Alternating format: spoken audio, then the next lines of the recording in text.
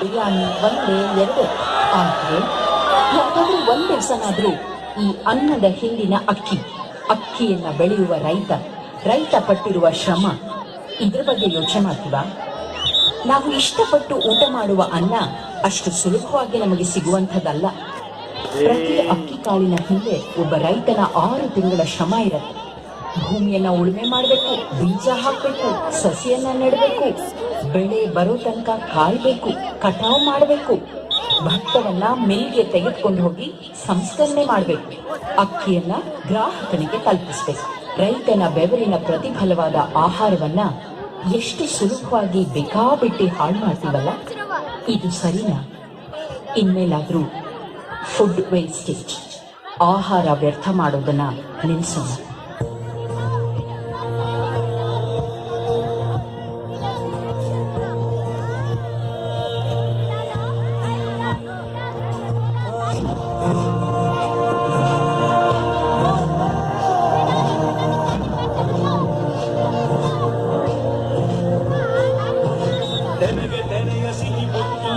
ಹೊಸ ಗಾಳಿ ಬೀಸುವಾಗ ಬೆವರ ಬೆಲೆ ನಮಗೆ ಗೊತ್ತು, ತೆನೆ ತೂಗಿ ಆಡುವಾಗ ಅವನಾಸ್ತಿ ಹೇಗಿಯೂ ನಮ್ಮ ಸಾಕೋ ಭೂಮಿ ತಾಯಿ ನನ್ನ ನಿನ್ನ ತಾಯ್ಗಳು.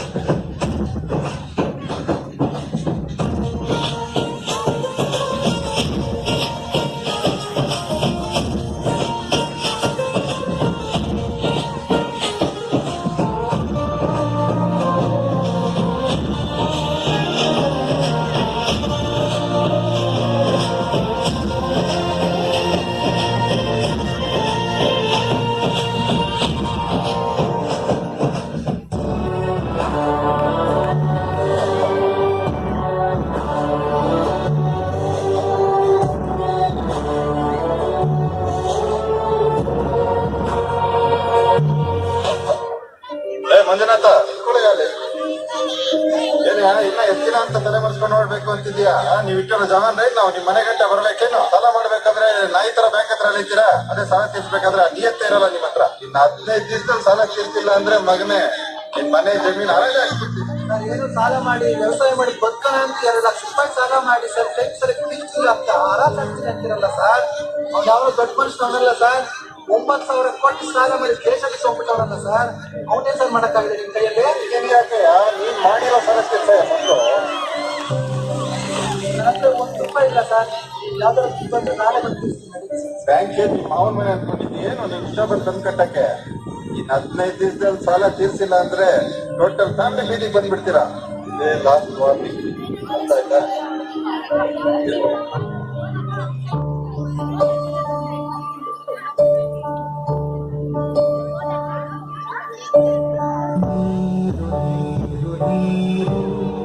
ರೈತು ಕಂಡ ನೀರು ಚೂಡಲೆಲ್ಲ ಚೂಡಲೆವರು ಮುಂದೆಲೆಗೆ ನೀರು ಆಸನಲ್ಲಿ ಮೋಡು ಆದರೆ ಚುನಾರುಡೆವರು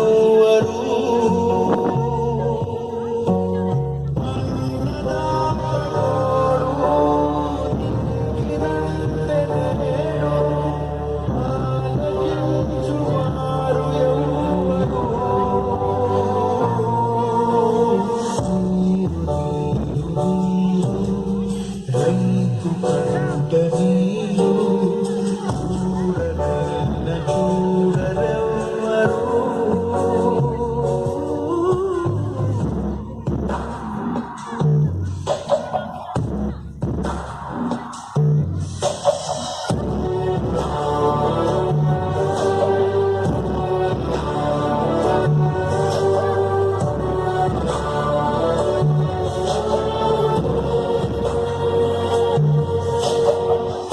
15 ದಿವಸದಲ್ಲಿ ಸಾಲ ತೀರ್ಸಿಲ್ಲ ಅಂದ್ರೆ ಟೋಟಲ್ ಫ್ಯಾಮಿಲಿ ಬೀದಿಗೆ ಬಂದ್ಬಿಡ್ತೀರಾ. ಇದೇ ಲಾಸ್ಟ್ ವಾರ್ನಿಂಗ್.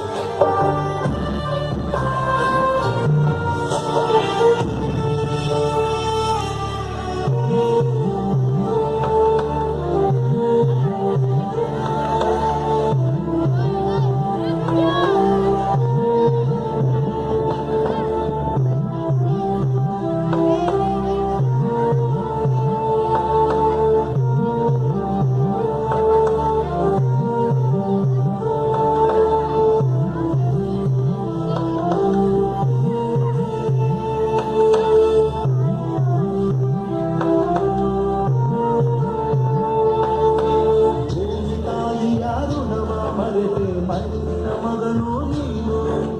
ಭೂಮಿ ತಾಯಿ ಯಾರು ನವ ಮರೆತೆ ಮಣ್ಣಿನ ಮಗನು ನೀನು. ಸಾಲದ ಶೂಲವು ಹಿರಿಯರ ಮಾತು ಅರಿಯಲಿಲ್ಲ ನೀನು. ಸಾಲದ ಶೂಲವು ಹಿರಿಯರ ಮಾತು ಅರಿಯಲಿಲ್ಲ ನೀನು. ಅರಿಯಲಿಲ್ಲ ನೀನು. ಅರಿಯಲಿಲ್ಲ ನೀನು.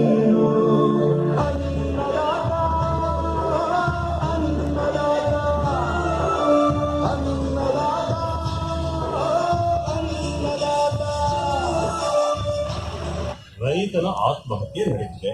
ಮೊದಲ ಸತ್ತ ರೈತನ ಆತ್ಮದ ಪ್ರಶ್ನೆ ಉತ್ತರ ಕೊಡಿಸಿ, ಆಮೇಲೆ ಬದುಕಿರೋ ನಿಮ್ಮ ಆತ್ಮಕ್ಕೆ ಉತ್ತರ ಕೊಡ್ತಾರೆ. ನಾನೇನಾದ್ರೂ ರೈತನ ಸಾಯಿ ಅಂತ ಹೇಳ್ತೀನಪ್ಪ? ತಪ್ಪು ಸರ್. ಭಾರತದ ಸಂವಿಧಾನ ಶಿಲ್ಪಿ ಬಾಬಾ ಸಾಹೇಬ್ ಅಂಬೇಡ್ಕರ್ ಅವರು ಸಂವಿಧಾನ ಬರೆದಿದ್ದು ನಾವೆಲ್ಲ ಮಾನವೀಯರ ಮನುಷ್ಯರು ಅಂತ. ಪಾಪ ಅವ್ರಿಗೇನ್ ಗೊತ್ತು ಸರ್, ಇವತ್ತು ನಮ್ಮಲ್ಲಿ ಮಾನವೀಯತೆ ಸತ್ತೋಗಿರುತ್ತೆ ಅಂತ. ನಿಮಗಿಂತ 10 ದೇಶಾಭಿಮಾನ ನಮಗೂ ಐತಿ. ದೇಶಕ್ಕೋಸ್ಕರ ರಕ್ತನೂ ಕೊಡ್ತೀವಿ, ಪ್ರಾಣನೂ ಕೊಡ್ತೀವಿ ರೀ. ಶಭಾಷ್. ಏನ್ ಹೇಳಿದ್ರಿ ಸರ? 10,000 ಕೋಟಿ ಸಾಲ ಮಾಡಿರೋ ಒಬ್ಬ ಬಿಯರ್ ಫ್ಯಾಕ್ಟರಿ ಓನರ್ ಸುಮ್ಮನೆ ಬಿಟ್ಬಿಡ್ತೀರಾ? 1,000 ರೂಪಾಯಿ ಸಾಲ ಮಾಡಿರೋ ರೈತ ಸ್ವಲ್ಪ ಟೈಪ್ ಬರೀ ಸ್ವಾಮಿ ಅಂದ್ರೆ ಅವನ ಜೀವನ ಇಂಡಿಯಾ ಅವನ ನೇರ ಕೊಡೋ ತರ ಮಾಡ್ತೀರಾ? ನೀವೆಲ್ಲ ಬಡ ರೈತರ ಮೇಲೆ ಆಣೆ ಪ್ರಮಾಣ ಮಾಡಿ ಮಾಡಿ ಮಾಡಿದ್ರೆ ಇವತ್ತು ರೈತರ ಆತ್ಮಹತ್ಯೆ ಸಂಖ್ಯೆ ಜಾಸ್ತಿ ಆಗೋಯ್ತು. ನೀವು ನಿಮ್ಮ ಮಕ್ಕಳಿಗೋಸ್ಕರ ಸಿನಿಮಾ ಮಾಡೋ ದುಡ್ಡನ್ನ ರೈತರು ಪಟ್ಟಿದ್ರೆ ಎಷ್ಟೋ ಜನ ರೈತರು ಸಾಗಿ ಹೋಗ್ತಾ ಇದ್ರು. ಹೇಳೋದೆಲ್ಲ ವಿಚಾರ ಮಾಡುವಂತದ್ದೇ, ಆದ್ರೆ ಇದರಿಂದ ಬದಲಾವಣೆ ಆಗುತ್ತೆ ಅಂತೀರಾ? ಯಾಕಾಗಲ್ಲ ಸರ್? 1857ರಲ್ಲಿ ಮಂಗಲ್ ಪಾಂಡೆ ಹಚ್ಚಿದ ಸ್ವಾತಂತ್ರ್ಯದ ಕಿಚ್ಚು 1940ರಲ್ಲಿ ಒಬ್ಬ ಮಹಾತ್ಮನ ಮೂಲಕ ನಮಗೆ ಸಿಗುತ್ತೆ. ಇವತ್ತು ನಾವು ಹೆಜ್ಜೆ ಇಟ್ಟಿದ್ದೀವಿ. ಇದರಿಂದ 1% ಬದಲಾವಣೆ ಆದ್ರೂ ಅದು ಬದಲಾವಣೆ. ಆವ ಬದಲಾಗಬೇಕು, ಇವ ಬದಲಾಗಬೇಕು ಅನ್ನೋದನ್ನ ಬಿಟ್ಟು ಮೊದಲು ನಾವು ಬದಲಾಗಬೇಕು. ನಮ್ಮ ದೇಶದ ಫ್ಯೂಚರ್ ಬ್ರೈಟ್ ಆಗಿರ್ಬೇಕು ಅಂದ್ರ ಭಾವೈಕ್ಯತೆ ಮಾತ್ರ ಅಲ್ರಿ ಸರ, ಅದ್ರ ಜೊತೆ ಮಾನವೀಯತೆನೂ ಇರ್ಬೇಕು. ನಾವೆಲ್ಲ ಕೂಡಿ ನಡೆದರ खूप कमी करा.